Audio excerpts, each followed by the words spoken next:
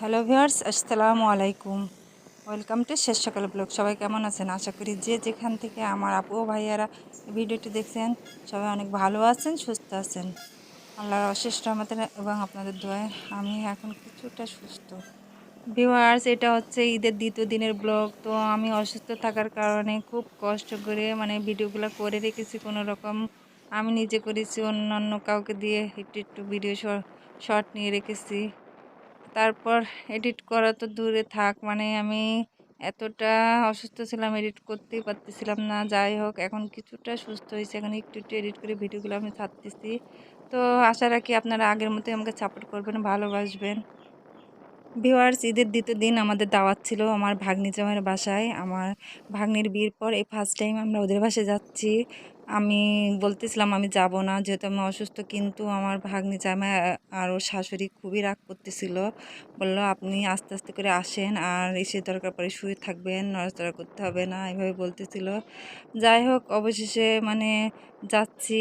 আর বাকি সবাই সিএনজিতে করে মেন রোড দিয়ে যাচ্ছে, আর আপনার ভাইয়া আমাকে এই যে এটা হচ্ছে বাংলাদেশের সবচেয়ে বড় চিনির কল, কেরুর মিল বলে যাকে, দর্শনা, সেই মিলের ভেতর দিয়ে যাচ্ছে। যেহেতু আমার ভাগ্নি জামাইয়ের বাসা কেরুর মিলের ভেতরই, আর মিলের ভেতরটা আপনাদের সাথে আমি শেয়ার করতেছি। দেখুন কতটা সুন্দর। আগে এর ভেতরে এই যে রেল লাইনও ছিল, আর এর ভেতরে সব কিছু আছে, মসজিদ, স্কুল, তারপর পার্ক।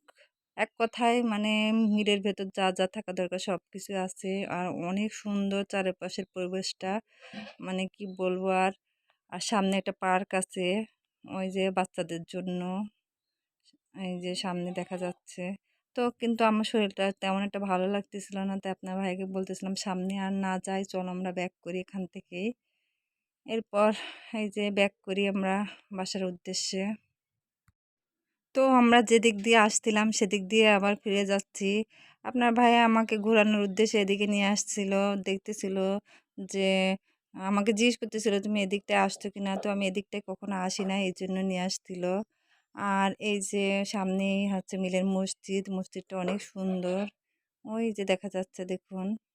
আমি চলন্ত গাড়ির ওপর দিয়ে যতটুকু পারছি আপনাদের সাথে শেয়ার করার চেষ্টা করেছি। ভিউয়ার্স, এইটাই সেই বাংলাদেশের সবচেয়ে বড় চিনির কল, কেরুর মিল।